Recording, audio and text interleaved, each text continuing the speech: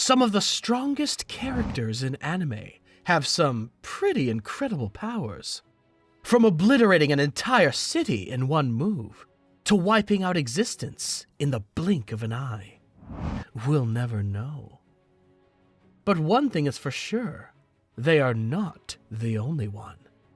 In today's video, we'll be talking about some of the most overpowered anime characters you would never want to come face to face with.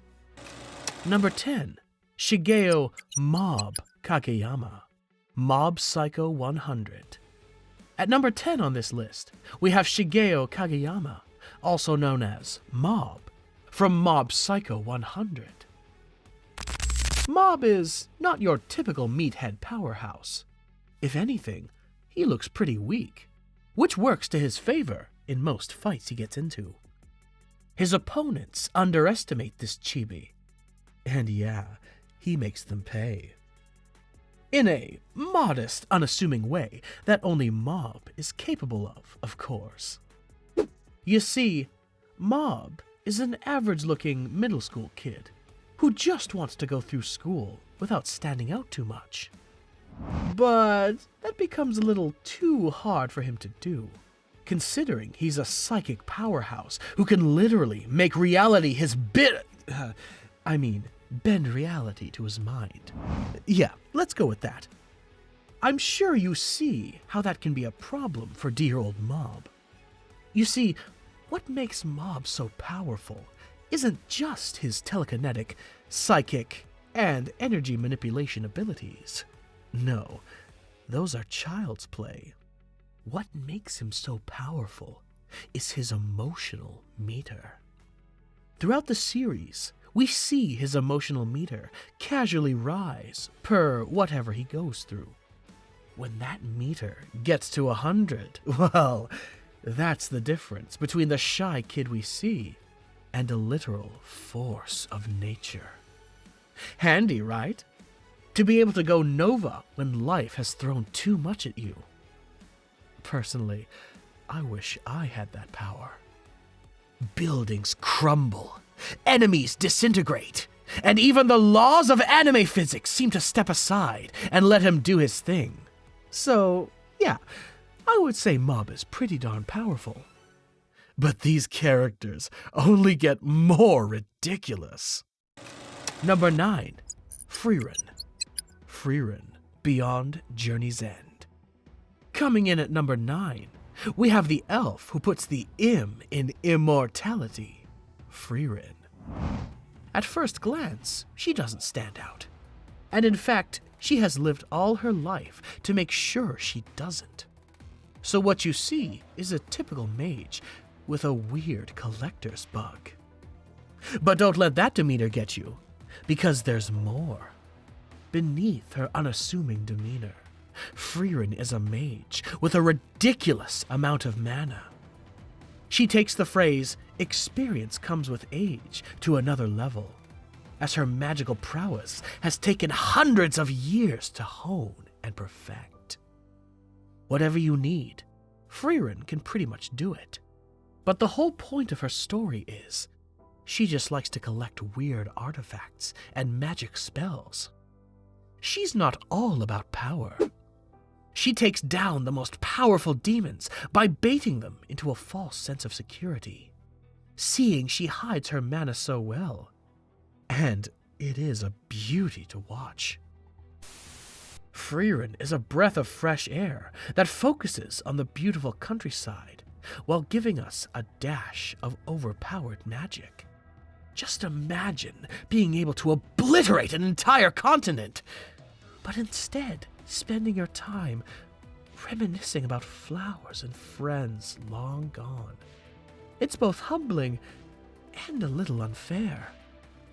Like, save some existential depth for the rest of us, Frieren. Oh, and let's not forget her weirdness. 1 minute, she's delivering a spell so overpowered, it leaves everyone in stunned silence. The next, she's nonchalantly asking if there's any food left. Yes, Frieren, there is. Our next character is equally as weird, but has no need for food. Number 8, Ain's Ul Gown, Overlord. We have Ain's Ul Gown at number 8. Trapped in a game world as his avatar, Ain's was able to attain god-level magic, making him have endless overpowered minions, a strong army of loyal subjects, and endless resources. Every weeb's dream, right? No, seriously, Ain's is very overpowered in his verse, obliterating his enemies with a flick of a hand. A skeletal hand. Oh, did I mention he was a skeleton? More aptly referred to as an undead, Ain's takes the form of a skeleton, assuming the role of a strategic genius. He's always 5 steps ahead, using his overpowered arsenal to outsmart enemies who think they have a chance. Spoiler, they don't. Number 7, Satoru Gojo, Jujutsu Kaisen. Sliding in at number 7 is the man, the myth, the blindfolded legend himself, Satoru Gojo. He's not just a sorcerer, he's the sorcerer, wielding the limitless technique and 6 eyes to bend space, time, and reality itself. Basically, Gojo's power level broke the meter from the moment he opened his eyes. I mean, when he was born. See what I did there? Gojo is pretty overpowered, even in the Jujutsu universe. That's why it took a combined tag team of the author, Gege Akutami, and the king of binding vows and plot armor, Sukuna, to take my man out. I might still be a little salty about that, but moving on. This is Akimen's ability, Infinity, which he learned to put on active at all times, which means nothing can touch him, literally. His domain expansion takes it a step further on the cheat scale. The ability to trap his opponents in an infinite verse of... What really sets Gojo apart is his ability to prepare those around him for every possible encounter. No, that's not an ability. Bro's just super careful.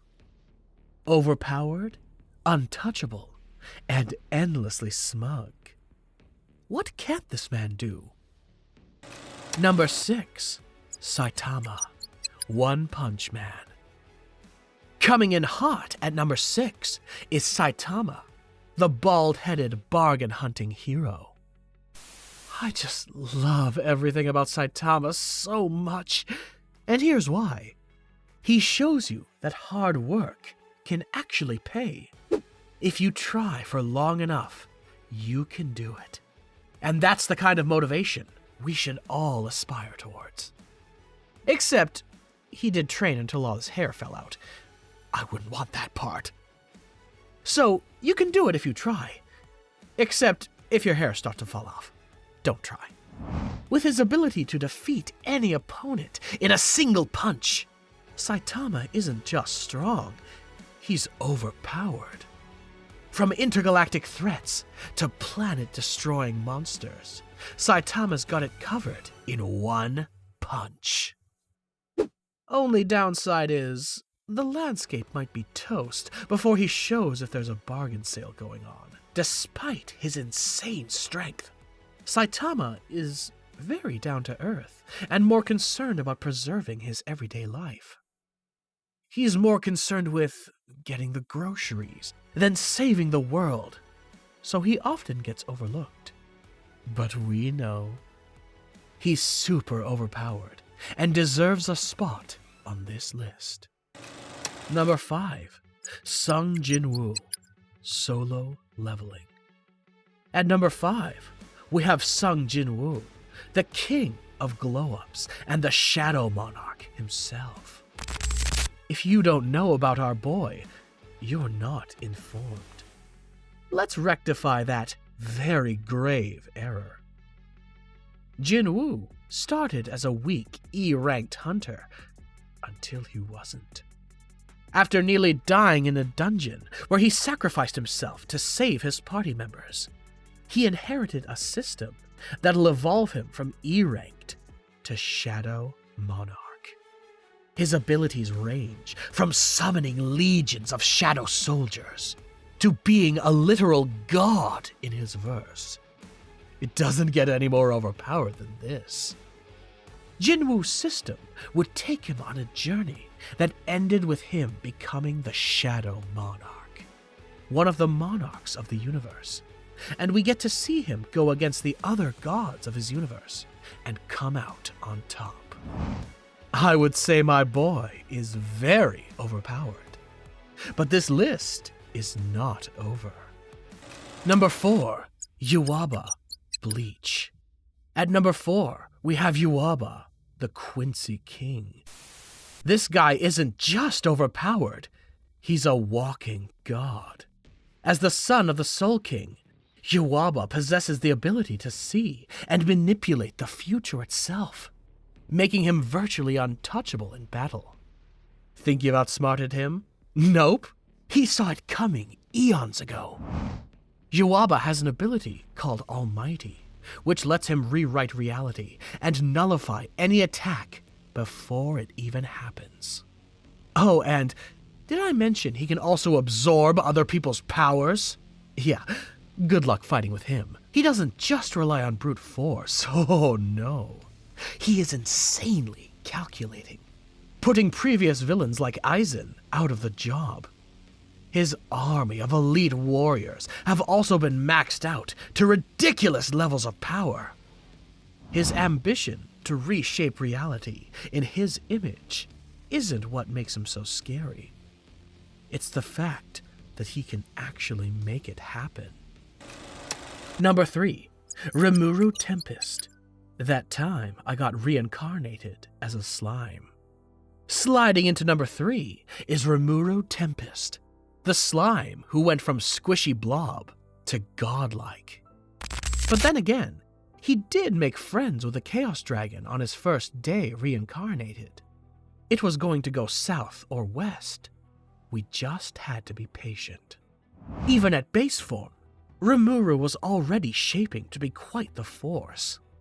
Reincarnated in a fantasy world with the unique skill Predator, Rimuru was able to absorb abilities, magic, enemies, and make it all his own. Basically, if Rimuru eats it, he becomes it. It doesn't take long for Rimuru to evolve and gain some more insane abilities. Abilities like Great Sage, Gluttony, and many more. As a matter of fact, let's throw Resurrecting the Dead into that mix, because he did that too. On his evolution to becoming a demon lord, he brought back his fallen comrades. Insanely powerful, right? Well, that's not all he is. He's extremely intelligent too, taking game planning and strategizing to a whole new level. Despite his overwhelming power, he remains kind-hearted as he announced he wants to create a powerful world where he and his friends can be happy. But make no mistake, his kindness is not weakness. Many have. Number 2, Anos Voldigoad, the Misfit of Demon King Academy. Taking the number 2 spot is Anos Voldigoad, the Demon King of Tyranny who redefines what it means to be overpowered. Reincarnated after 2,000 years, Anos doesn't just break the rules of magic, he rewrites them.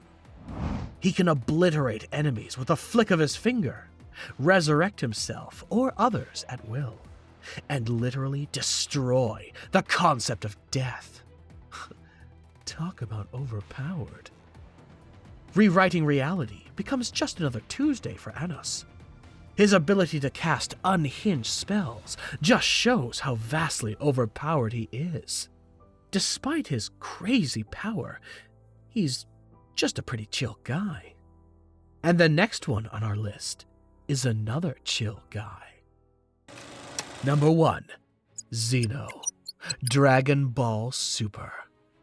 Lastly, we have the ultimate being in the Dragon Ball universe, Zeno, the king of all. In short, Zeno is him. His power is absolute, making the other gods of destruction pale in comparison. He has the ability to erase entire universes with a snap of his finger. I don't know about you, but that's as overpowered as it gets. Zeno wiped out multiple universes in an instant during the Tournament of Power with no effort at all. What makes Zeno even more terrifying is that he's essentially a child. Despite his godlike power, Zeno's just a kid who wants to play. Overpowered? Absolutely. But adorable? Somehow, yes. That concludes our list for this video. Don't forget to like, subscribe, and leave us a comment. What are your top 10 overpowered anime characters? Until next time.